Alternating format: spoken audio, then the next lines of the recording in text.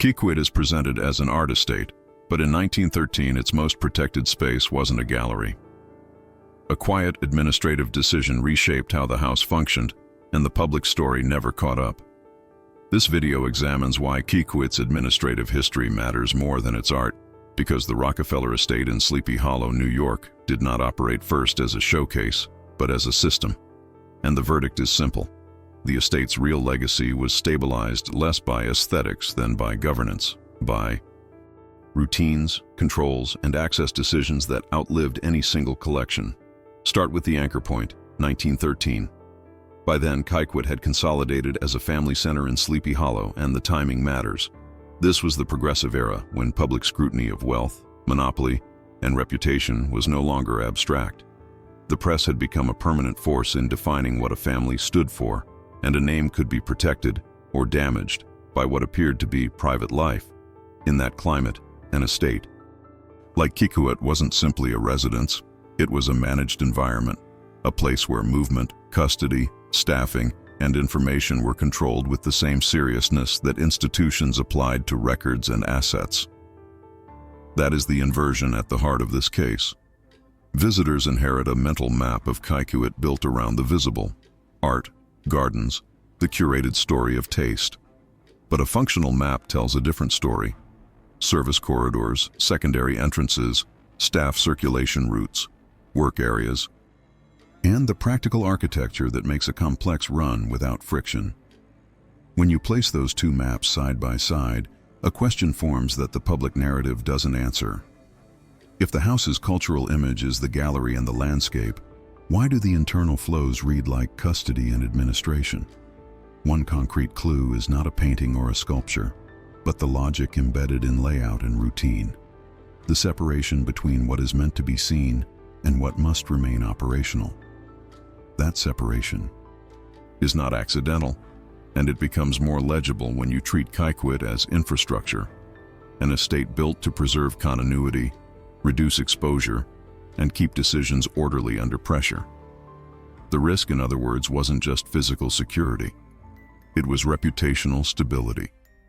The ability to present a coherent and controlled public surface while private operations did the real work of preservation. If you had to choose one thing to investigate first, the service corridor, a staff entry, or a missing reference in a record, what would you open? And why? Subscribe so you don't miss the next file. And if this intrigues you, leave a like. Because once you accept that Kykuit behaved like an institution, the story stops being about taste and starts being about how legacies are administered, quietly, methodically, and with intent. And that is where the record begins. The record that first surfaced in 1915 doesn't read like a description of a residence at all. It reads like a workflow. The heading, typed on onion skin paper with a faint blue line, states simply, routine, office, house and grounds. Below it, the entries resemble an operations log: who opens which gate, who reports to which corridor, which door remains staff only. The signature block belongs to the Rockefeller office at 26 Broadway, not to any curator or architect. That alone is the first dissonance. The estate's earliest surviving document about its daily rhythm is filed under business administration, not domestic management. At that moment, 1915, Kykuit had already settled into its mature form. Gardens complete, galleries stocked, staff stable. Yet the language of this record is procedural, not aesthetic. Every action is tagged with a verb of authorization: approved, logged, restricted, reported. A line near the middle crystallizes the entire logic. Access to basement route limited to maintenance personnel, no exceptions without written order. The phrasing echoes corporate memoranda of the Standard Oil.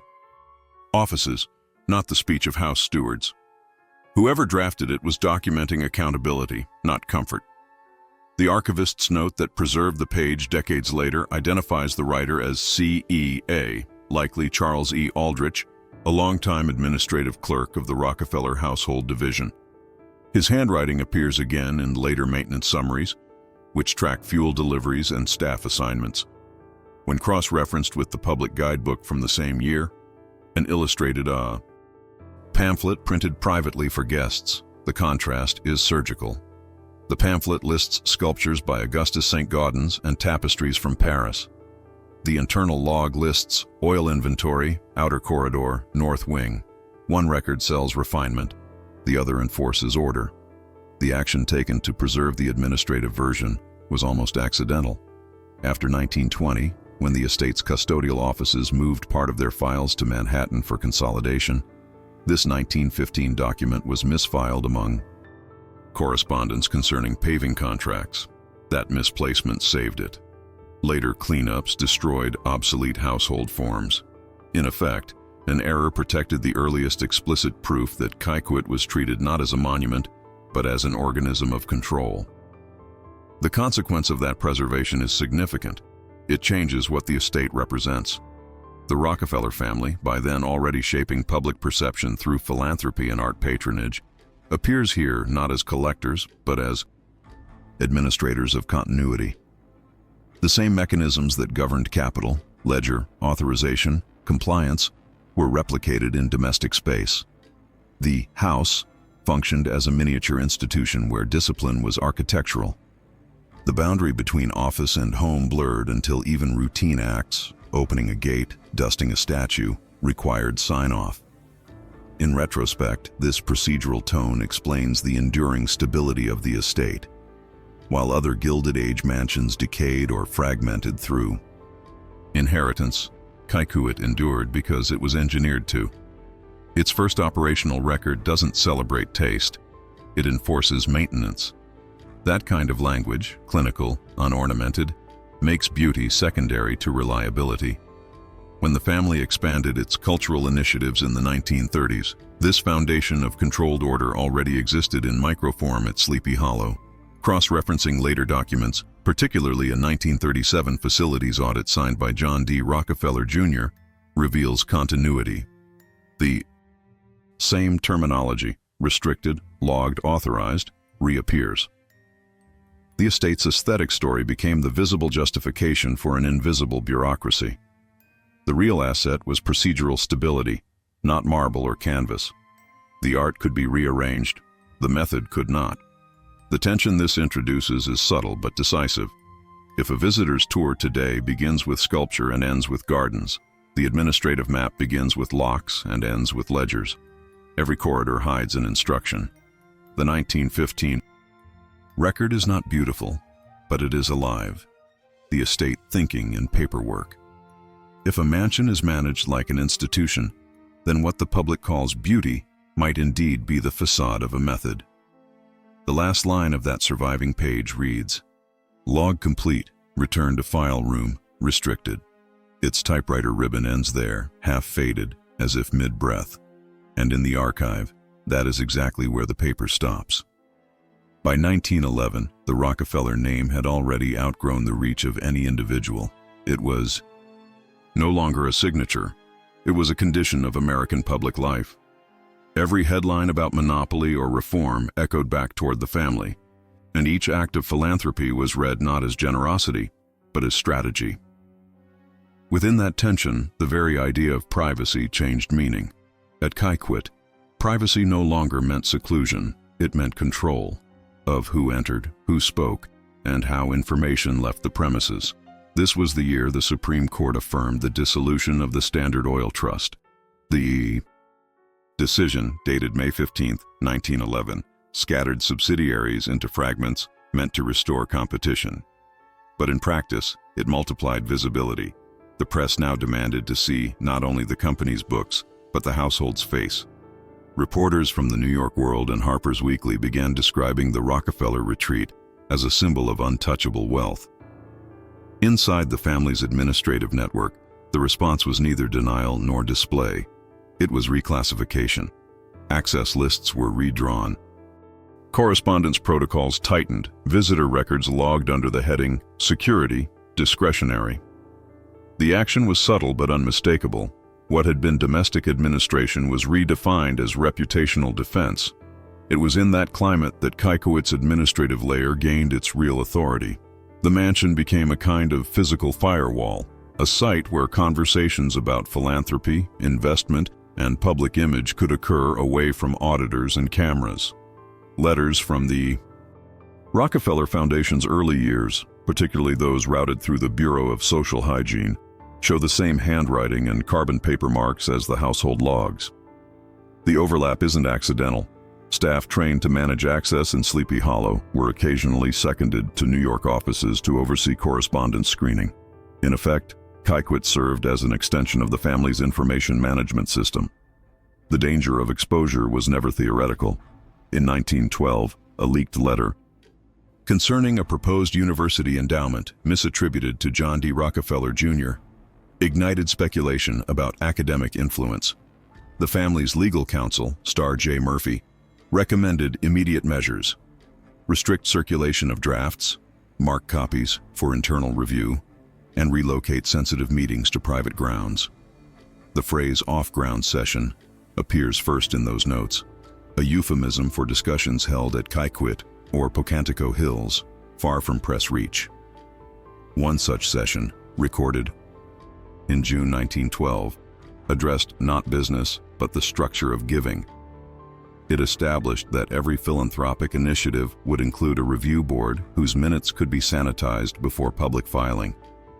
From that moment, governance became not just protection of assets, but curation of narrative. The practical consequence was institutional mimicry. Mansions across the Hudson Valley began to imitate the Rockefeller model. Staff uniforms closer to clerical attire, internal phones labeled by department, visitor schedules logged like appointments. The estate ceased to be purely residential. It functioned as headquarters. Even family dinners sometimes followed agenda templates printed by secretaries. The purpose was not efficiency, it was containment. To live within Kykuit was to live inside an organization that disguised self-regulation as decorum. Yet such order carried risk. The more administrative the estate became, the less spontaneous its image could remain. A 1913 editorial in Don E.U. The New York Times observed that the Rockefellers lived by ledger, implying that virtue itself had been mechanized. Inside the family's correspondence, that line reappears, underlined in red pencil next to a margin note: avoid exposure of internal process. The anxiety is visible even in the architecture. A network of corridors and dumbwaiters allowed service without sight lines. Silence became a feature of design. What visitors interpreted as calm elegance was, in function, an acoustic buffer. The consequence extended beyond aesthetics. By transforming Kykuit into an administrative ecosystem, the family insulated not just their art, but their decisions. When the Rockefeller Foundation launched officially in 1913, its procedural DNA mirrored household discipline: layers of committees, restricted circulation, documented approvals. The estate and the institution spoke the same language. The former trained the latter. That is why the 1915 operational log uncovered later feels inevitable. It was not an aberration. It was the product of years spent perfecting the art of invisibility. In hindsight, the danger was never scandal alone. It was precedent. If a private estate could operate with institutional secrecy and be celebrated for taste, then administration itself could be aestheticized, control disguised as grace. That blurring would echo across the 20th century in corporate philanthropy and museum governance, long after Kykuit's gates became historical curiosities. The page that marks this shift still exists, a memorandum titled "Reception Protocol, Guests of Press or State," typed on letterhead from 26th of Broadway, dated December 2, 1911. In one corner, a faint annotation reads, "File duplicate, restricted to residents." The word "restricted" is smudged, as if someone pressed too hard while erasing. It remains legible enough to confirm what the surface tried to hide. The formal decision to transform Kykuit from residence into governance hub is traceable to a memorandum dated February 3, 1917, preserved in carbon copy within the Rockefeller family archives. The heading reads, "Household Reorganization, Administrative Coordination." Beneath the line, "Distribution JDR Jr., Woods, Aldrich," there is a phrase that marks the turning point: residence to function as headquarters during restricted travel period. It was wartime language, neutral on the surface but strategic in effect. The United States had not yet entered World War I, but the climate of surveillance, scarcity, and moral scrutiny had already pressed large families to appear efficient, charitable, and orderly. The author of the memo, likely the estate's chief administrator William Platt, outlines precise measures: assign permanent office space within the north wing, install locking cabinets for correspondence, standardize daily reports on staff, deliveries, and guest schedules.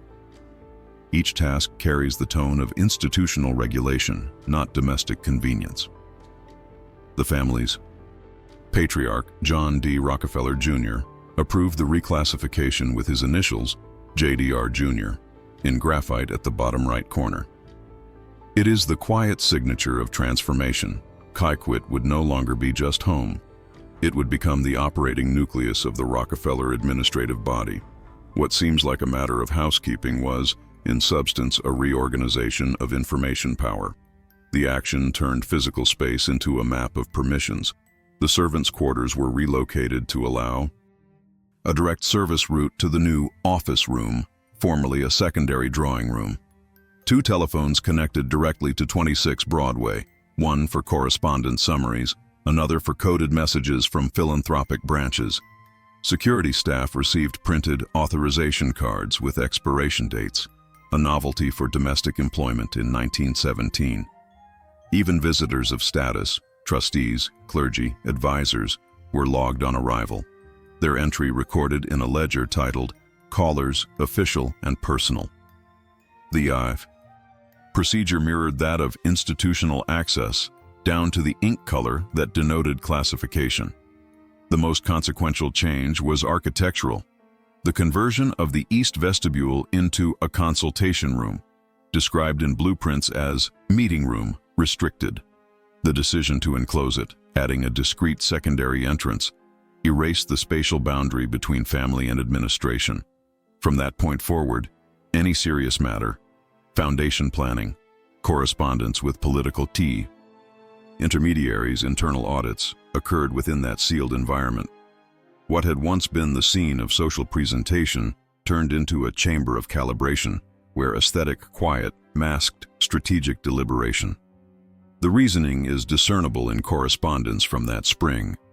In a letter dated April 12, 1917, addressed to the family's financial advisor Charles O. Haight, Rockefeller Jr. explains, "With operations so diffused, we must ensure one locus of verified process."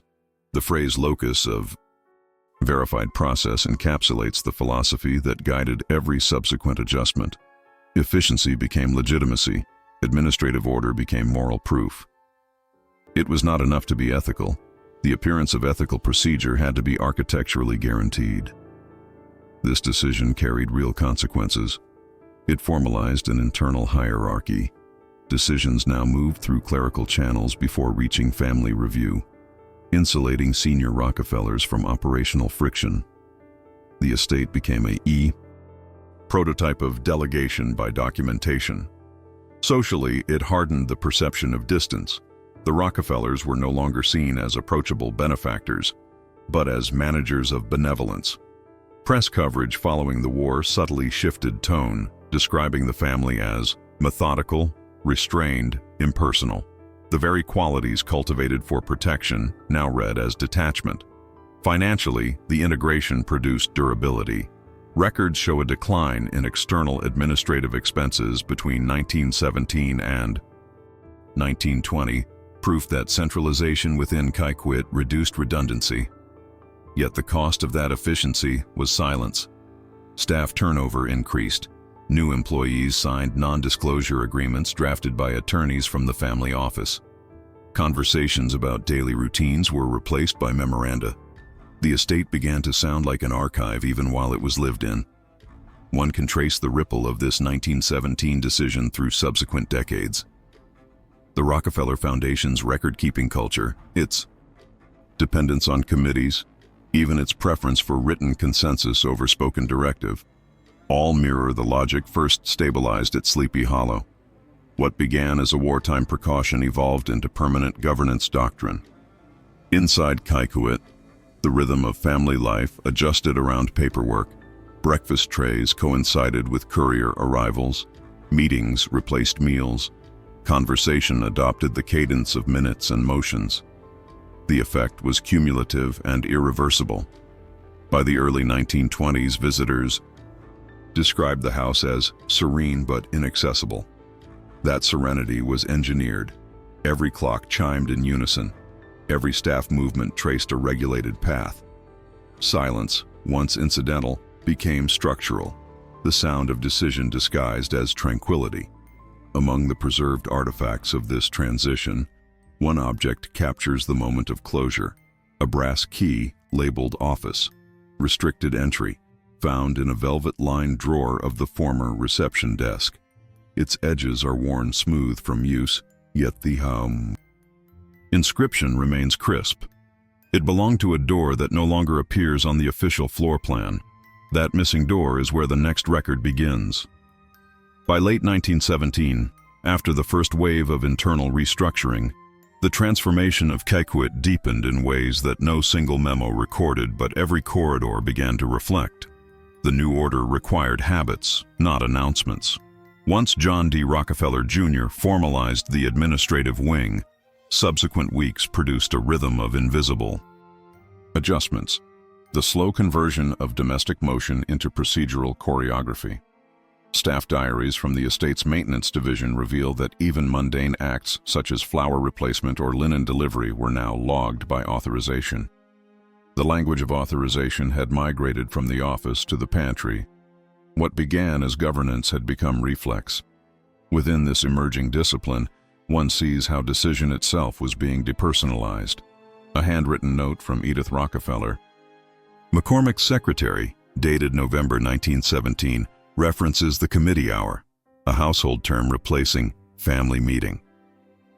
These sessions occurred twice weekly in the converted East Room, their minutes summarized by stenographers who later transferred copies to a locked cabinet marked House File, Kykuit Internal. The effect was institutional mimicry with domestic materials. The mansion's marble tables became desks for deliberation. Its silence, once aesthetic, now served as confidentiality. No. Order left the room without transcription, and no transcription circulated without clearance from Rockefeller Jr.'s assistant, William Platt. The process was impersonal by design, authority converted into routine. Material changes followed swiftly. 2 rooms formerly reserved for guests were stripped of furnishings and refitted with steel file drawers purchased from the Globe Vernica Company of Cincinnati. Invoices confirmed delivery on October 14, 1917, itemized as cabinetry, fireproof, 6 unit. These cabinets housed correspondence, meeting notes, and registry cards coded by subject: maintenance, philanthropy, private. The act of codification transformed Kykuit into a physical index of itself. Each cabinet drawer represented a form of oversight. Even silence acquired structure. Reports marked no action were preserved as evidence of control, proof that restraint could be documented. There was also a psychological dimension to this administrative turn. For the staff, hierarchy became architecture. The soundproof doors, installed under the pretext of efficiency, altered the texture of communication. A gardener's request or a housekeeper's report now traveled through channels rather than corridors. The human chain was replaced by a paper trail, and with that shift, spontaneity, once a hallmark of large estates, became anomaly. Every movement could be reconstructed from memos. Every absence required explanation. John D. Rockefeller Jr. himself reinforced this ethos in his circulars. A surviving copy of his instruction to the estate superintendent reads, "All decisions concerning access, correspondence, and schedule are to proceed as if subject to review, regardless of audience." The phrase, "as if subject to review," captures the essence of his thinking: anticipatory discipline as moral order. It was not paranoia, it was prophylaxis. The administrative system would prevent reputational risk before it existed by internalizing self-audit as virtue. Financially, the outcome was measurable. Expenditure reports between 1917 and 1919 show a steady decline in unclassified expenses, reflecting consolidation under the new filing regime. Institutionally, it set precedent. Later, Rockefeller centers, from philanthropy offices to cultural foundations, replicated the same filing syntax: restricted for reference, logged. What outsiders interpreted as bureaucracy was, internally, the codification of discretion. The aesthetic of calm depended on the mechanics of concealment. The transformation also reshaped how the family interacted with space. The Great Hall, once a site of reception, hosted only vetted guests. Informal visits were reclassified as appointments, entered into a ledger kept by the butler but approved by the administrative clerk. This clerical presence, hovering between domesticity and governance, blurred lines that had once been sacred. A home designed for display now protected itself through controlled opacity. Every visitor left behind a trace, not only in memory, but in ink. By 1918, the estate's architects were summoned again, not to embellish, but to fortify. Correspondence with Delano and Aldrich documents minor but telling adjustments. Concealed storage behind wainscoting, interior locks on gallery doors, reinforced vaulting beneath the main stair. The blueprints bear notes in thin graphite. For secure transfer of correspondence, non-tour area. The building itself became a participant in secrecy. Every renovation, another layer of discretion. The broader consequence, though less visible, was sociological. The Rockefeller model of stewardship, methodical, procedural, reserved, radiated outward through American philanthropy. Other dynasties mirrored the tone. Houses in Tarrytown, Hyde Park, and Greenwich began adopting similar governance rituals: appointment ledgers, coded filing, written permissions. Domestic architecture across the Hudson Valley turned administrative, as though civility required. An audit trail. And yet, beneath this efficiency, a new silence thickened. Letters from lower staff mention the feeling of perpetual observation, of being part of a machine that smiles. Decisions no longer arrived as conversations, but as typed slips folded into envelopes. Power had been distilled into paper. One final notation from December 1917 closes the sequence. In the estate's daily report, the clerk records, installation complete, communication lines separated, north door sealed. The phrase "north door sealed" refers to a physical closure, a passage connecting the main residence to the servants' corridor, now permanently locked. It was a symbolic act, the formal end of permeability between decision and labor, between governance and life. The key to that door, brass and heavy, would resurface decades later, its tag still intact. Authorized only. And that is where the next record waits, behind the lock that made silence official. The archival traces from 1924 show a quieter transformation, one that required no construction crew, only typewriters and administrative intent. The estate was not remodeled, it was redefined. That year marks the beginning of a curatorial process that reframed Kykuit's operational reality into a narrative of art and serenity. The change appears first in the revised inventory of June 1924, labeled Catalog, House and Grounds, Revised for Visitors. Comparing it to the 1917 internal listing exposes a subtle but deliberate shift, where the earlier record uses functional designations: office room, record storage, staff hall. The 1924 version replaces them with neutral or decorative terms: study, cabinet room, gallery passage.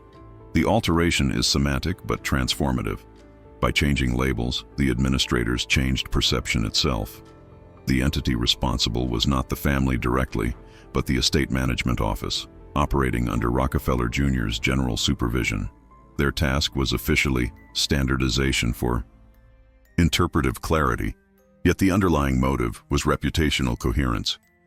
As Kykuit began receiving a controlled stream of philanthropic visitors, donors, trustees, and foreign dignitaries, the household manuals had to align with the family's public image. Operational zones became linguistic shadows, and the estate's administrative skeleton was rewritten into aesthetic prose. Internal correspondence between archivist Henry Wilkinson and the estate's curator, dated August 4, 1924, captures the moment of instruction. Avoid functional nomenclature where display context permits refinement. This directive initiated a systematic editorial sweep through inventories, visitor pamphlets, and guide scripts. The same office that once logged fuel deliveries now supervised vocabulary. In less than a year, Kykuit's descriptive ecosystem was purified. A door that had once been labeled office storage, authorized staff only, became private study, not open. The function persisted, but the language camouflaged it. The action extended beyond words. Certain physical routes were recalibrated. Floor plans for guided guests omitted service corridors, stairwells, and archival rooms. Even internal circulation for staff was diverted to avoid cross-traffic with the new aesthetic route. The main staircase became the symbolic axis of presentation, while administrative operations migrated behind paneling and secondary access points. Nothing was destroyed, only relocated, renamed, and rendered. Non-narrative. Financial reports show a line item from September 1924, labeled Interpretive Adjustments, Consultancy Services, likely payments to design firm Delano and Aldrich for updating layout documentation. Their involvement ensured architectural coherence between visible grandeur and invisible governance. The revised blueprints mark certain rooms in faint pencil as closed area, while public maps replace those sections with ornamental motifs, vases, pedestals, and stylized initials. The act of aesthetic substitution erased infrastructure under the guise of elegance. The consequence of this editorial alteration was both cultural and epistemic. Kykuit ceased to be perceived as a mechanism of control. It became a museum of refinement. Tour narratives emphasized sculpture, symmetry, and moral tranquility, omitting the estate's parallel life as a node of bureaucratic precision. The public saw legacy, not logistics.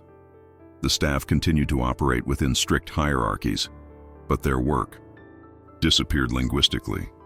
Records that once carried the phrase authorized by JDR Jr. were retyped as private estate correspondence. Authority dissolved into formality. This transformation mirrored broader post-war tendencies among elite American families. The 1920s were a decade of reinterpretation. Wealth recast as taste, administration repackaged as stewardship. By 1924, the Rockefellers' approach had become exemplary. Foundations, universities, and museums followed the same grammar of discretion, the institutional-made aesthetic. At Kykuit, that grammar became literal architecture, clean surfaces concealing ledgers beneath. Comparative analysis of visitor guides from 1921 and 1925 makes the pattern quantifiable. Terms like staff, records, or maintenance vanish entirely, replaced by a vocabulary of serenity, terrace, vista, harmony. Even the numbering of rooms changes, skipping those associated with clerical functions. In effect, the estate edited its own map, excising the nervous system that made it function. Legally and socially, the alteration insulated the family from scrutiny. As Kykuit entered philanthropic lore, journalists writing about the Rockefeller domain referenced only its gardens and art. The operational aspect, once visible in employment rosters and material orders, was sealed by euphemism. What was once accountable became untouchable through language. The most revealing artifact of this process is a single document, preserved in ion partial form, a draft of the 1924 Visitor Orientation Notes.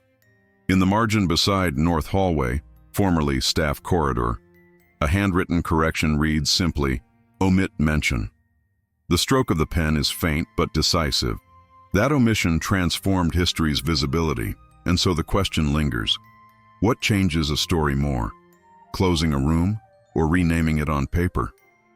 Inside Kykuit, that question materialized in a small metal plaque found decades later beneath layers of paint. It reads, "Office, Corridor." The words had been physically covered, not removed. Beneath the gloss of preservation, The administration never vanished. It was only edited into silence. In 1931, the benefit of Kykuit's silence becomes measurable, not in art acquisitions or garden accounts, but in who retains leverage when legitimacy is under stress. This was not a calm year. The Great Depression had already collapsed the old social assurances, and public tolerance for concentrated wealth was thinner than it had been in decades. In that environment, the Rockefeller family did not need more beauty. They needed durability, an institutional posture that could survive scrutiny without appearing defensive. Kykuit's curated serenity offered exactly that: governance that could pass as taste. The beneficiaries were not a single heir or a single office. The beneficiary was a system that could keep operating while the outside world demanded explanations. The family benefited first because aesthetic framing turned managerial discipline into something that looked like culture. A visitor who remembers sculpture and terraces carries away a story of refinement, not a story of controls, protocols, and filtered access. That difference matters in 1931, when newspapers and civic groups were searching for symbols of inequality. The estate's public face functioned as a shield. If governance is invisible, it cannot be contested in the same way that power can. Trustees and administrators benefited next, because the more the estate was treated as a cultural environment, the more operational authority could be centralized without appearing political. The surviving administrative routines from that year show how benefit appears in practice. Decisions about what becomes record, what becomes exhibit, and what becomes restricted are made by people whose names do not appear in public descriptions. One file index from 1931, typed on stiff cardstock and stored in a drawer labeled simply House Papers, assigns categories that sound neutral: correspondence, collections, maintenance, visitors. But within those categories, individual items are marked with a second layer of control. Some entries carry a coded notation, a single letter in the margin, corresponding to an internal handling rule. The content does not announce itself as secrecy. It presents itself as procedure. The action that exposes the beneficiary is administrative, and it repeats with a kind of confidence that only routine produces. In the estate's access and custody log for March 1931, a clerk records a sequence of movements. A packet of board minutes arrives from New York. The packet is reviewed, a copy is prepared. The original is placed in a file jacket stamped "Restricted." The copy is transferred to a general cabinet under a softer label, "Reference." The same event becomes two realities, one preserved, one presentable. The people who benefit from that split are the people who control the split. A trustee, reading the reference copy, sees the approved story. An administrator with the restricted jacket sees the full chain of decisions. Associated institutions benefit because their legitimacy becomes braided into the estate's curated image. By 1931, the Rockefeller name is linked not only to business history, but to philanthropic and cultural networks, each with public obligations and reputational vulnerabilities.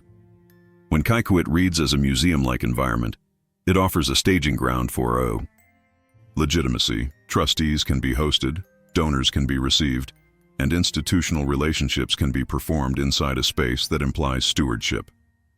The estate management office benefits because it becomes the quiet gatekeeper of that performance. In practice, this shows up in how the archive is handled. Items that would complicate the public story are not destroyed, they are reclassified. Items that support stability are promoted into interpretive material. The same hand that arranges a tour. Root can also decide which memo is context and which memo is internal. One 1931 revision to a tour script makes the mechanism plain without stating it outright. A line that once identified a room as office adjacent is replaced with private study, not open. The room's function does not change. The sentence does. That editorial move benefits everyone who relies on the estate's calm surface. It prevents a visitor, especially a visitor with influence or press access, from asking the wrong. Second question. The estate is not only managing people, it is managing curiosity. The Rockefeller family benefits in a way that is both social and institutional. The system protects continuity.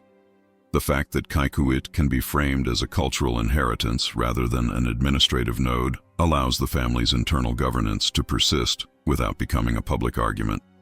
The administrators benefit because the rules that keep operations stable also keep their authority stable. If decisions are policy, not personality, then no single administrator needs to defend them. Trustees benefit because a disciplined archive provides plausible deniability and procedural legitimacy. If challenged, they can point to standard practice, to custody norms, to preservation requirements. The institution benefits because the aesthetic story makes the governance story unnecessary. The consequence in 1931 is not abstract. It is institutional survivability. In a decade when charities, foundations, and elite networks faced increasing scrutiny, financial, moral, and political, Kykuit's method helped preserve a certain posture, orderly stewardship, controlled transparency, and managed disclosure. Even when the outside world demanded accountability, the estate could provide a coherent, polished narrative without exposing the underlying machinery.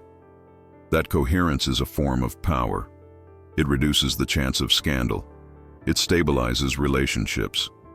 It allows committees and trustees to continue operating with fewer disruptive questions, and it protects assets and influence by keeping process out of the public imagination.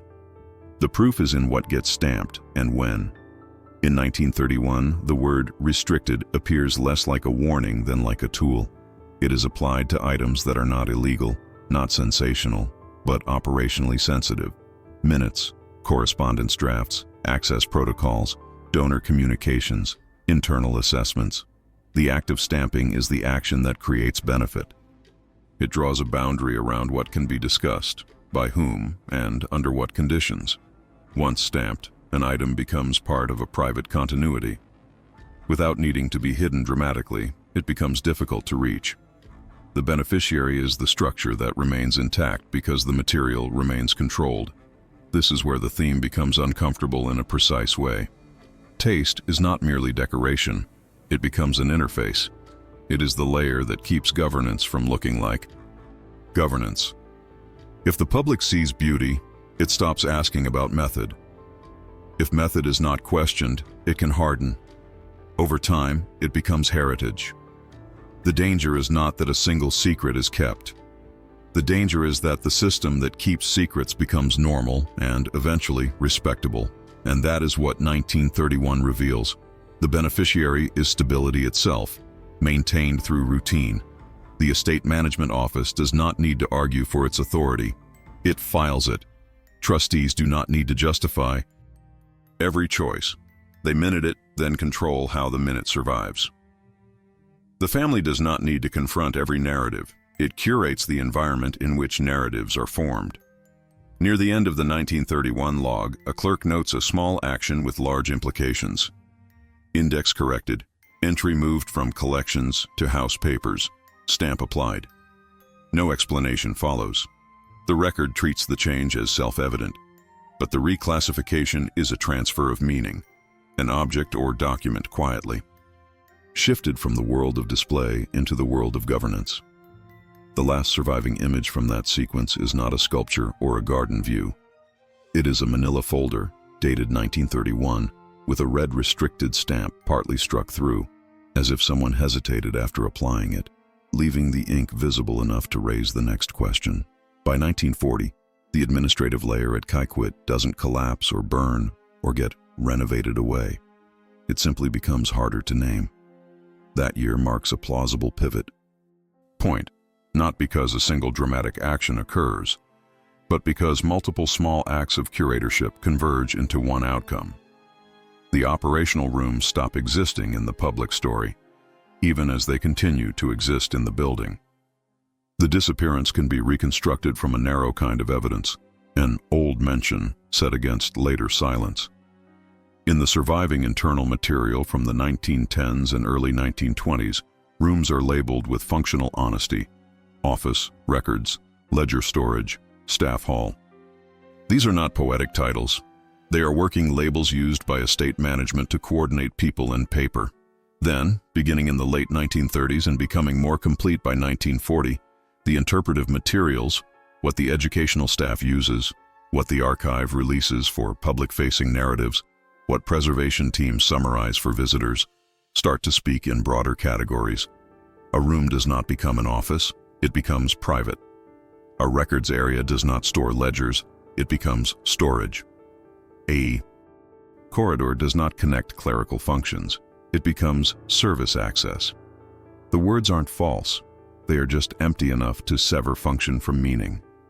One concrete place where this disappearance becomes visible is a revised house description, prepared for educational use around 1940, the kind of text used to align docents and printed materials. In earlier drafts, the north side of the residence is described with precision, including a reference to office proximity and house papers.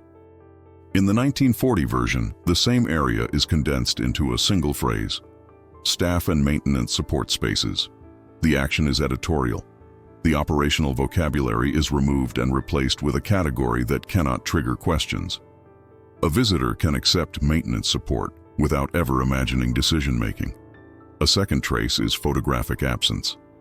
In the earlier estate documentation, especially the kind produced for internal reports, there are occasional images that show the back of the house, file cabinets, desk lamps, labeled drawers, the ordinary material of administration. By 1940, those behind-the-scenes photographs are no longer part of the circulating set. They are not necessarily destroyed, but they are withheld from the collections that educational teams draw from. The staff still has photographs, but the public-facing archive becomes curated toward aesthetics. The missing photo is not a missing object, it is a missing permission. A third trace is spatial absorption. A room that once had a specific identity becomes subsumed under a generic designation in inventories. Ledger room becomes storage. Office corridor becomes service corridor. Records becomes house papers, and then private papers, and then simply files. Each step is a softening. The function remains, but the language unhooks it from the institutional logic that would make the estate feel like a governance hub rather than a cultural landmark. The disappearance, in other words, is a linguistic migration, from specific to vague, from administrative to neutral, from describable to unmentionable. This is where the reconstruction becomes more than interpretation. The before and after can be traced through small contradictions in the paperwork that survives. A 1940 preservation memo might refer to fireproof cabinets in an area the public map labels as storage. The physical object persists, and it requires maintenance, but the public label no longer admits what that object implies. Fireproof cabinets are not chosen for linens, they are chosen for documents. When the cabinet remains and the label changes, the disappearance becomes legible as intent, not accident. The entities who enact this are not villains. They are systems doing what systems do. Curators have mandates: clarity, coherence, visitor experience. Educational teams need narratives that fit within an hour. Preservation staff must protect sensitive materials from exposure, handling, and risk. In 1940, with a new decade and a world moving toward war, discretion becomes not just preference but institutional habit. The Rockefeller estate, tied to philanthropic networks and public legitimacy, has every reason to avoid drawing attention to internal governance mechanics. It is safer to be a place of art than a place where decisions were routed. The consequence is real and durable. The disappearance functions as proof that the narrative was polished. It is not a gap created by neglect. It is a gap created by editing. Once the administrative rooms fade from the public story, the estate's visible identity hardens into a single frame: taste, beauty, serenity. The method becomes invisible. And when method is invisible, it stops being discussed, challenged, or even imagined. This is the practical power of disappearance. It doesn't require lies. It requires omission and substitution. Remove the names that imply governance. Replace them with words that imply maintenance. Keep the doors. Keep the cabinets. Keep the corridors. But stop giving them a public identity that suggests purpose. One artifact from around 1940 makes the mechanism tangible: In a folder of docent notes, a typed line reads, "North wing, private, not interpreted." Someone later edits the same sentence in pencil, crossing out north wing and replacing it with certain areas. The edit is small, almost bureaucratic, but it erases location. It dissolves the question of where, and without where, there is no route to why. The block ends with a physical image that refuses to settle. A room number plate, enamel on metal, found in storage with its edges worn down. The printed title beneath the number is still readable, "Office," but a strip of tape has been placed over it, yellowed with age, as if the word itself had become something that could not be left exposed. The inconsistency does not announce itself as scandal. It appears the way administrative truth usually appears, in counts that refuse to align with the story you are told to walk through. In 1920, as Kykuit's routines had matured and the estate's internal documentation stabilized into repeatable formats, the records begin to generate a problem that the tour logic cannot absorb. The public narrative assumes a simple spatial hierarchy: grand rooms, controlled pathways, an elegant sequence. The paperwork suggests something else: a building with more functional openings, more controlled routes, and more operational expense than the interpretive use. Frame can plausibly justify. The coldest source is a maintenance register from 1920 that itemizes hardware inspection in a way a curator would never write. It lists doors by type and function, not by beauty. Exterior service entry, interior controlled door, storage access, staff passage. The count is higher than what the visitor map implies. The public-facing walkthrough, even when it acknowledges service areas, treats them as peripheral and minimal. The register does not. It treats access as a network. When you set the register beside the tour description, the mismatch becomes structural. The building is being managed as if it has multiple layers of circulation that are not meant to be seen as part of the house's meaning. A second inconsistency appears in the security and maintenance line items. In 1920, a year that still carries the aftershocks of wartime discipline and the rise of professionalized household administration, Kykuit's expense notes include a recurring category that does not map cleanly onto gardens or galleries, controlled zones, hardware, and monitoring. The language is not dramatic, it is managerial, but the implied reality is hard to ignore. You do not fund controlled zones unless you have zones that require control. And those zones are not usually the rooms a tour wants to foreground, because control implies process, keys, protocols, denials. Aesthetic narratives can incorporate conservation. They struggle to incorporate restriction. The third inconsistency is bureaucratic rather than architectural. Some 1920 documents, particularly those tied to cataloging and internal handling, carry signatures and titles that imply committee logic. Not a single steward making decisions. A structure. The paper trail includes approvals with roles such as collections oversight and house papers review, phrased in a way that resembles institutional governance more than domestic discretion. The tour narrative, by contrast, implies a smooth continuity.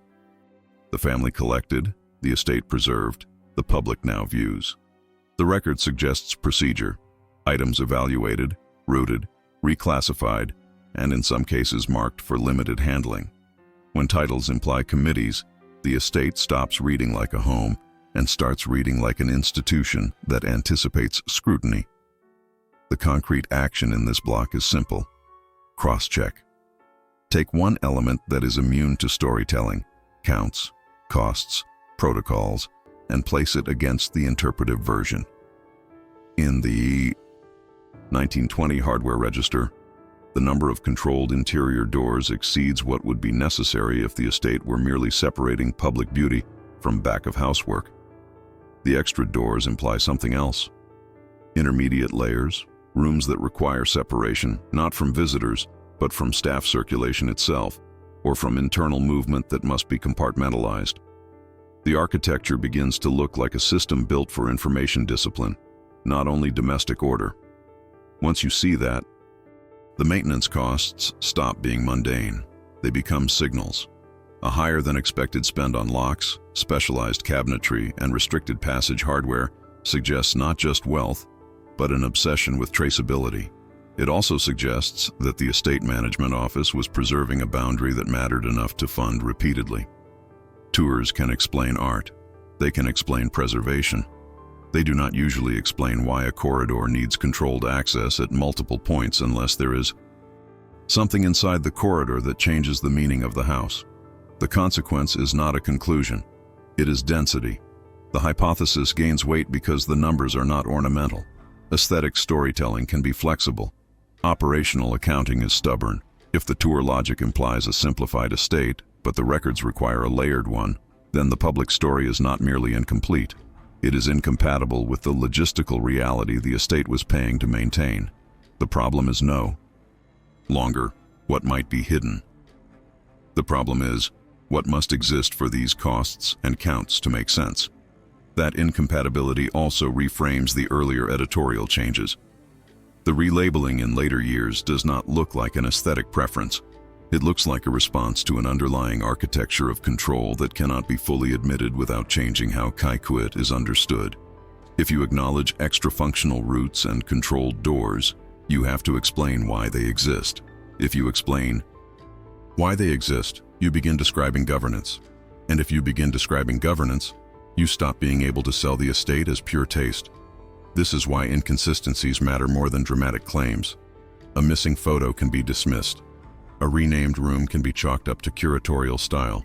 But a ledger that counts more access points than the story needs is harder to wave away because it forces a material question. Who was the building designed to separate, and from what? There is a final detail in the 1920 paperwork that makes the inconsistency tactile.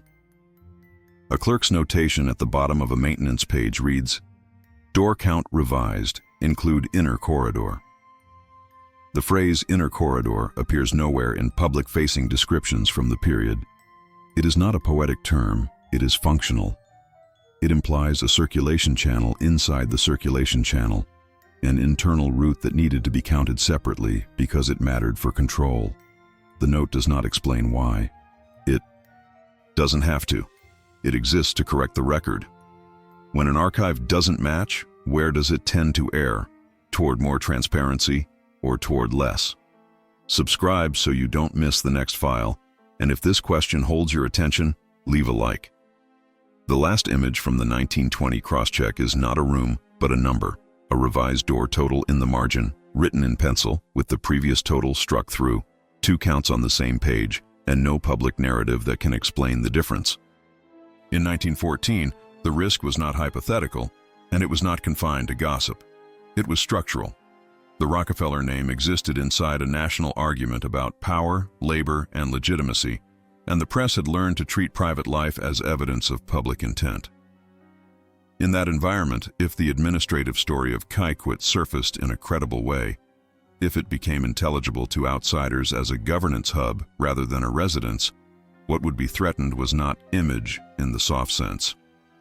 It would threaten the operating legitimacy of the family's alliances and the credibility of the cultural posture that protected them. The chain begins with something mundane becoming legible. A reporter does not need a confession. A reporter needs a document that reads like procedure. In 1914, a single leaked excerpt from a household protocol, an access log, a restricted stamp, a visitor classification list, could function as proof that Kykuit was structured like an institution. The action that triggers the chain is administrative and small: a copy misplaced, a memo routed to the wrong office, a set of house papers referenced in correspondence outside the estate's controlled loop. This is the kind of failure that systems fear because it is not dramatic, it is plausible. Once the excerpt exists, the next step is framing. In 1914, an American newspaper does not need to claim conspiracy to generate heat. It needs to connect governance to cultural legitimacy. The headline logic is predictable. Rockefeller Estate operates as private headquarters. Decisions made behind museum walls. Philanthropy planned under restricted protocols. The story would not focus on art. It would focus on the implication that art is being used as a screen. taste as an interface that lets decisions move without public friction. The estate's gardens would become a backdrop for a different narrative, quiet influence. From there, pressure moves outward, because alliances rely on public trust. Philanthropic partners, universities, hospitals, cultural initiatives, would face questions that are difficult to answer cleanly. If donations are discussed and shaped inside a private administrative hub, what is the governance structure that decides their direction? Who has access to those deliberations? How are minutes kept? And who controls which version survives? The problem is not that the family gives money. The problem is that the family's internal processes might appear to function as a parallel institution, private but powerful, insulated from the accountability expected of public bodies. In 1914, amid progressive era demands for transparency, that appearance would be corrosive. Cultural networks are even more sensitive. If Kykuit is understood as a house of art, then its collections signal refinement, stewardship, and civic-mindedness. If it is understood as a decision site, then collections become instruments, objects arranged within a governance environment that also manages access, narrative, and institutional relationships. That would invite suspicion about curatorship itself, not merely what is displayed, but what is kept from view, not merely what is conserved, but what is classified. A credible public story about restricted handling could shift the question from aesthetics to influence. Who benefits from the custodial controls, and what do those controls protect? The economic angle would follow quickly. In 1914, financial and political opponents did not need to prove wrongdoing to generate consequences. They needed to suggest that private structures were bypassing public scrutiny. The existence of committee-like titles in estate papers, the use of formal authorization language, the pattern of access controls, these details could be cited as proof of a governance apparatus. That would amplify calls for oversight, not of the home, but of the institutions connected to it. The risk becomes institutional. Trustees questioned. Partnerships strained. Boards pressured to disclose decision pathways. What begins as a story about a mansion becomes a story about how power stabilizes itself. The family's response in such a scenario would not be moral outrage. It would be administrative counterpressure, because administrative systems fight with administrative tools. A plausible response chain in 1914 looks like this: internal review of leakage points, tightening of circulation rules, reclassification of documents, limitation of staff, knowledge, and the creation of sanitized versions for external reference. Not because the family is hiding a singular secret, but because the visibility of process is itself dangerous. When the public sees the machinery, it stops accepting the facade as neutral. That is the key risk. Once Kykuit is framed as headquarters, it changes how every subsequent philanthropic act is interpreted. A hospital wing becomes strategy. A museum gift becomes leverage. A scholarship fund becomes narrative. Engineering. Even when the outcome is beneficial, the perception becomes transactional. Prestige turns brittle. Alliances acquire a stain of dependency. Legitimacy becomes something the family must actively defend rather than passively possess. This is why the administrative must remain without a face. If the operational layer has identifiable authors, if memos and protocols can be tied to specific administrators, specific trustees, specific routines, then the system becomes accountable in the way institutions are accountable. And the Rockefeller method, as the record suggests, depends on a different kind of durability. Procedures that persist while individual names remain interchangeable. A faceless administration can survive questions by becoming standard practice. A named administration invites blame. The consequence of this risk logic is visible in how documents are handled after moments of tension. In the surviving papers around this period, restricted is used not as drama, but as insulation. It limits who can narrate what the family is doing, and therefore limits how easily the family's actions can be reframed by outsiders. The administrative story is dangerous not because it reveals crime, but because it reveals architecture, how decisions move, how access is filtered, how legitimacy is curated. one small artifact captures the fear of 1914 in a concrete way. A draft letter to a philanthropic partner, unsigned, typed with corrections, has a line crossed out in pencil, as discussed at the residence. In its place, someone writes, as previously reviewed. The location is erased. The process remains. The edit is not cosmetic, it is defensive. It is the sound of a system removing its own fingerprints, leaving behind a sentence that can travel safely because it cannot be traced back to the room where decisions were actually made. By 1957, the silence around Kykuit's administrative logic no longer needs to be defended. It has been standardized. That is the crucial E. Shift. Omission stops reading like a decision and starts reading like procedure. The estate's governance layer doesn't vanish in this period. It becomes routinized through institutional language that feels neutral enough to end questions without ever denying anything. A preserved training packet for the educational staff from 1957 illustrates how the vocabulary itself becomes policy. The language is careful, almost boring. Certain areas are identified not as offices or records rooms, but as maintenance support, preservation zones, and staff circulation. The document does not say, "We are hiding administration." It says, "These spaces are not interpreted." That phrase, "not interpreted," is the hinge. It reframes the visitor's curiosity as a category error. If something is not interpreted, it is not part of the public story by design, and therefore not missing. It is simply outside scope. This is how omission becomes routine. A set of vague terms is repeated until it acquires moral authority. Preservation becomes the most effective word. It is not merely practical, it is ethically persuasive. When a docent says, "That corridor is closed for preservation," the visitor hears responsibility, not restriction. The action that produces the effect is small and repeatable.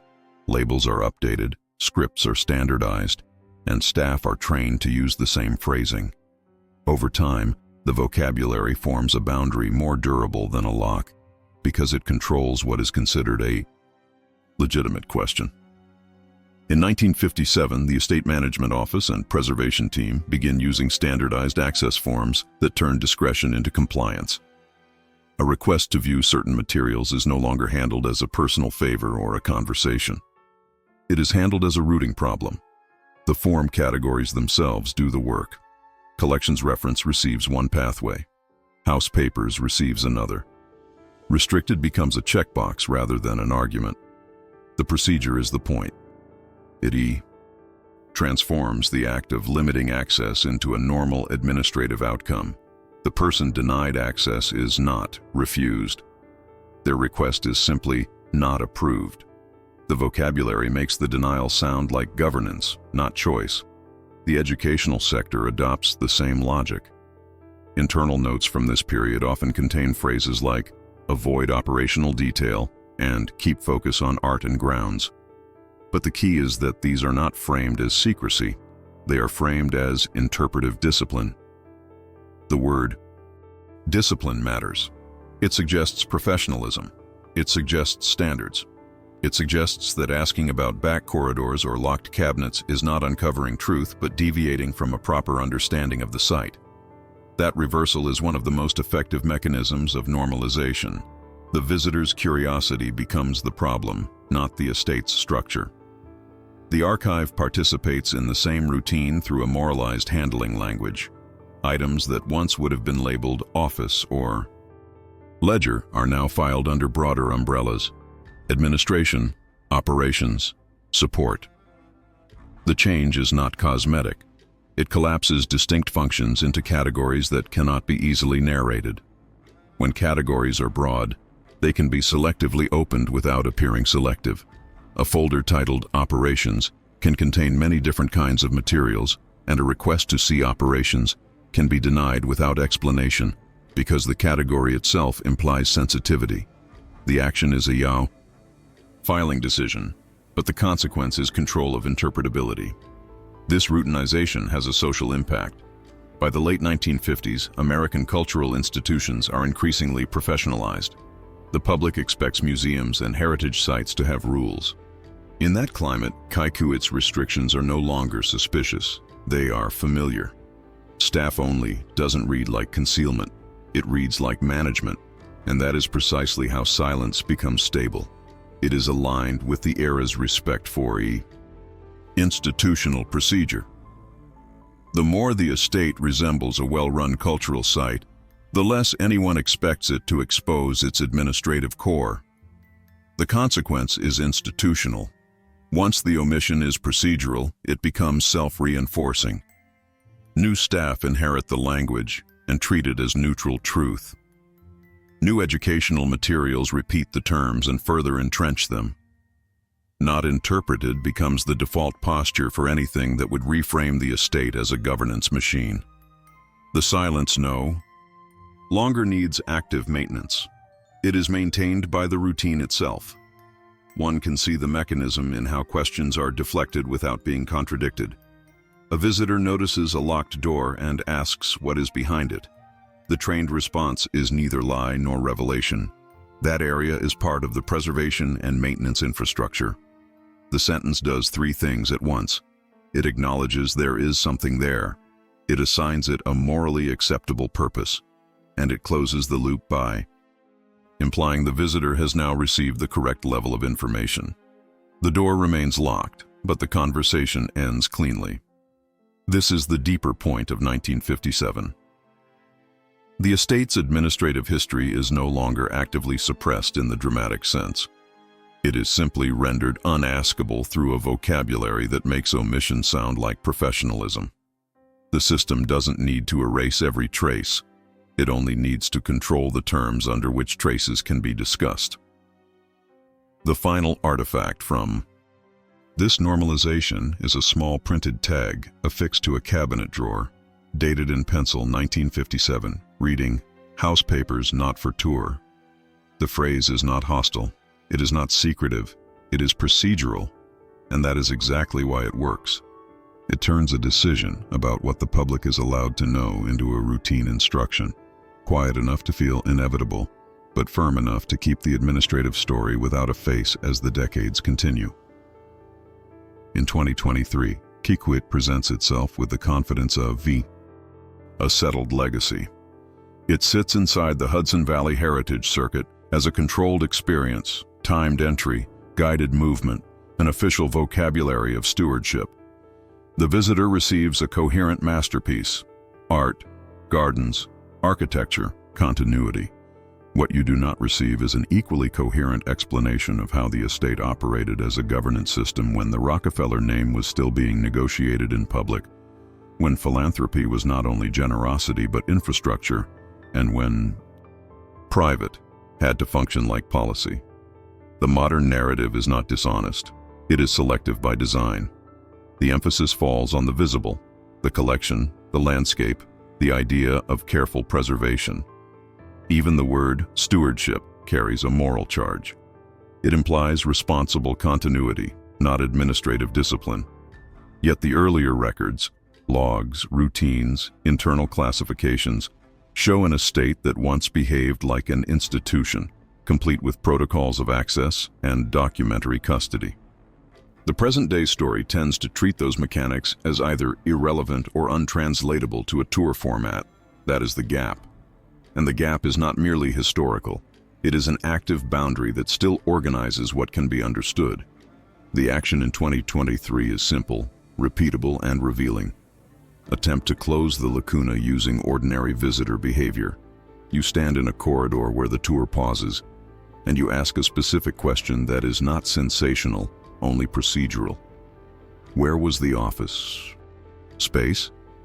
How did house papers circulate? Which route kept staff movement separate from decision movement?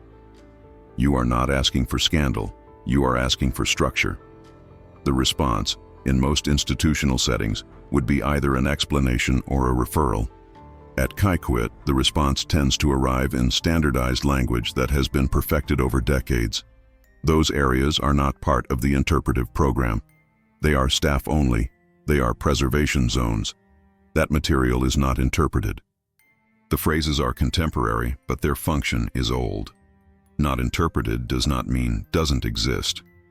It means the institution does not grant this question an official pathway. That is the real continuity between the earlier administrative era and the present. The silence is no longer a defensive posture against scandal. It is embedded in a heritage format that has learned to treat omission as professionalism. The institution does not need to argue. It needs to classify. A second, contemporary action confirms the boundary, requesting reference. In 2023, a visitor can ask about archival materials, a catalog entry, or documentary context. The request is met with an institutional routing logic. You may be directed toward general historical resources, or toward a public-facing collection description, or toward an educational overview. But the moment you ask for the administrative layer, files that describe workflow rather than art, you encounter a softer version of the old. Stamp. The answer is polite and controlled. It often implies that what you're asking for is either outside scope, restricted, or not available in the way you mean. Again, nothing is denied. Nothing is confirmed in a way that resolves the structural question. This produces a consequence that is easy to underestimate. The case remains alive not because there is one explosive missing document, but because the present still reproduces the same asymmetry the earlier records reveal. The curated masterpiece is fully narratable. The governance machine underneath remains difficult to narrate. And when a system consistently narrates one layer while refusing to narrate the other, the refusal becomes part of the evidence, not evidence of wrongdoing, but evidence of institutional self-definition. The modern curatorial posture benefits from this boundary. It protects the visitor experience from complexity, and it protects the institution from a story that would shift Kykuit from cultural inheritance to administrative infrastructure. In 2023, that shift would not trigger a 1914-style scandal, but it would change the moral framing. It would force a different kind of question. How does private power convert itself into cultural legitimacy, and how much of that conversion depends on controlling the record? The deeper continuity is visible in the present-day language of access. The tour offers, behind the scenes, only in the theatrical sense, interesting anecdotes, controlled glimpses, approved context. It does not offer behind the scenes in the procedural sense, roots of authority, custody logic, decision rooms, internal workflows. That distinction is not accidental. It is the culmination of decades of institutional vocabulary that separates what can be admired from what can be mapped. The story, then, does not end with preservation. It ends with an unresolved administrative question that persists because the institution still treats it as non-interpretable. The silence still organizes understanding by setting the limits of what the official narrative will name. In 2023, the most honest closing image is not a sculpture or a vista. It is a sign in plain institutional typography mounted near a closed passage. Staff only, no public access. It is ordinary. It is contemporary. And it carries the same implication the earlier documents carried in ink. There is a second map of Kykuit that remains intact even now. Behind the door, the public is trained not to ask about. In the present, the most revealing moments are not the ones curated for impact, but the ones where the institution operates on autopilot. In 2023, the heritage circuit that surrounds Kykuit is built for smoothness, predictable pacing, controlled groups, a rehearsed narrative that keeps attention on objects meant to be admired. That smoothness is itself a form of evidence, because it requires a management logic that is rarely acknowledged as part of the estate's meaning. The contemporary experience confirms an older pattern. The administrative layer is not removed. It is treated as a non-topic that the visitor is guided around, physically and conversationally. A practical attempt to locate the operational map often begins with small spatial clues. You notice a corridor that looks too purposeful to be decorative, a door set at an angle that doesn't match the room sequence, a threshold that implies staff circulation. In most historic houses, those observations can be folded into an operations explanation because domestic history is part of the interpretive appeal. At Kykuit, those clues tend to remain unassigned. They exist as architecture without sanctioned narrative. When asked about them, the answer often becomes a boundary statement, not an explanation. The space is used for operations. It is not part of the public route. It is maintained for preservation. The effect is subtle, but consistent. It teaches visitors to translate evidence into irrelevance. Another contemporary action is more formal, seeking a precise reference point. A visitor might ask for a floor plan that indicates service routes, or for a catalog cross-reference that links objects to custody protocols, or for an explanation of how house papers were historically handled. The response is rarely confrontational. It is procedural. You are offered the curated outline, the summary of the estate as cultural site, because that outline is what the institution is built to provide. The request for operational structure is treated as a category mismatch, redirected toward general history, architecture, or collection highlights. The visitor leaves with an answer that satisfies the institution's obligation to inform while leaving the governance question structurally untouched. This is where the present becomes more than a timestamp. It shows how institutional memory is managed. Modern heritage organizations often standardize what is in scope through training materials, risk policies, and interpretive strategy documents. The vocabulary is contemporary: visitor experience, safety, conservation, program boundaries, but the function resembles the older, restricted logic. The institution does not deny that an administrative structure existed. It simply doesn't offer it as a narratable layer. And because it is not narratable, it is difficult to compare, critique, or even visualize publicly. The consequence is that the estate's official meaning remains stable, even as the physical environment continues to disclose a second reality. That second reality becomes a kind of residual presence, visible enough to be sensed, not legible enough to be described in the language the institution provides. For a researcher, that produces friction. For a casual visitor, it produces a feeling of closed chapters. Either way, it preserves the same hierarchy that earlier decades established. Art and gardens are interpretive. Governance is operational. Operational is non-interpreted. Non-interpreted is not discussed. A modern institution also inherits the legal and reputational incentives that keep this boundary firm. In 2023, the question is not whether Kykuit is hiding something scandalous. The question is whether acknowledging the administrative layer would reframe the estate's status in the public imagination. Once you narrate governance, you invite a different kind of evaluation. Visitors begin asking not only what is displayed, but what is withheld and why. They begin treating a mission as a choice rather than a neutral feature of a tour. And institutions that operate on donor trust and cultural legitimacy tend to avoid narratives that convert curatorial authority into a subject of scrutiny. This is why the present-day boundary is resilient. It is supported by standard heritage practice, limiting access to protect fragile spaces, simplifying narratives to fit time constraints, avoiding technical detail that overwhelms visitors. Each justification is reasonable on its own. Together, they produce a stable silence that feels like professionalism rather than editorial control. The silence becomes an institutional posture so normalized that it no longer appears to be doing anything. It simply is. What remains unresolved, then, is not a single missing document, but a missing interpretive permission. The institution has the ability to tell the administrative story, at least in outline, but chooses to keep it outside the public frame. That choice keeps the masterpiece intact, but it keeps the underlying question uncurated. How did Kykuit function when the Rockefeller name required governance, not only culture? The extension of the case into 2023 is therefore precise. The estate is fully preserved as an aesthetic object, but its operational history still behaves like restricted material, not necessarily locked away, but excluded from the official meaning.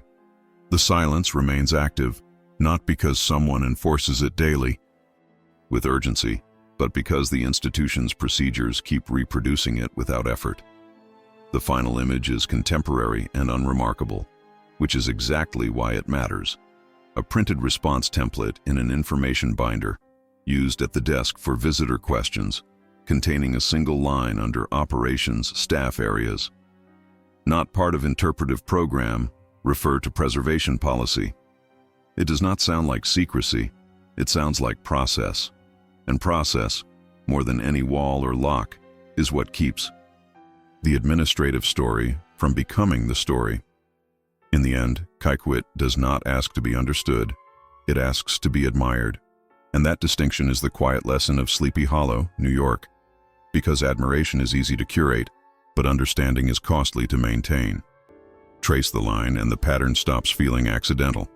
In 1913, the estate stabilizes not merely as a residence but as a system, an environment built to outlast headlines, arguments, and changing public moods. By 1915 and 1917, the house learns the language of procedure, routines, protocols, permissions, chains of custody. Not as ornament, but as architecture in paper form. In 1924, the vocabulary softens, and the operational truth is edited into something more agreeable. Rooms renamed, routes redirected, labels made gentle enough to prevent the wrong kind of attention. By 1940, the administrative layer is not destroyed, it becomes unnamed, absorbed into categories that cannot be interrogated without seeming impolite or improper. By 1957, omission itself becomes institutional habit, preservation, maintenance, not interpreted, phrases that do not deny the existence of governance, but render it unaskable. And in the present, the estate stands as a perfected masterpiece, the kind of cultural object that offers you an official meaning while keeping the underlying mechanism intact, behind a door you are trained not to notice. This is the institutional moral. Prestige is what you show. Power is what you manage. Mansions do not preserve only objects. They preserve arrangements. And arrangements are decisions. Who enters, what circulates, which rooms become private, which documents become restricted, which words become acceptable enough to end a question without ever answering it. In that sense, Kykuit's most enduring collection may not be sculpture or canvas, but a disciplined method of continuity. One that survives precisely because it presents itself as taste. Return then to the first evidence, the record that treated the house like workflow rather than monument, a protocol that reads like an office, not a parlor. From that document, the chain unfolds with unnerving clarity. A record implies a decision produces an alteration creates a beneficiary, the beneficiary protects itself through disappearance. Disappearance hardens into routine. No single step needs to be sensational. Each step only needs to be plausible, administratively clean, and repeatable. The suppressed truth, if it can be called that, is not scandal. It is a design of power that functions best when it looks like good taste. And so the question that remains is not whether Kykuit is beautiful. The question is what the beauty is doing. When you walk those corridors, when you pass the closed passage and the politely unmentioned stair, you are not simply witnessing preservation, you are witnessing a system that learned, over decades, to turn governance into heritage and control into stewardship. Which mechanism is the most silent? The erased service route, the word restricted, or the institutional habit of calling governance stewardship? Leave your thoughts below. Every perspective helps illuminate what history tried to bury. If this story resonated with you, let us know. It tells the algorithm these forgotten halls are worth exploring again. And consider subscribing so that you're here when the next sealed door finally opens and the next file is drawn from a drawer no guidebook ever names. Because if you are willing to step deeper into the shadows, the next chamber awaits. For in houses like Kykuit, the most important doors are rarely the ones on display. They are the ones that close without a sound, while the record is quietly returned to its place. Some secrets survive only because those who feared them left no one to tell the truth.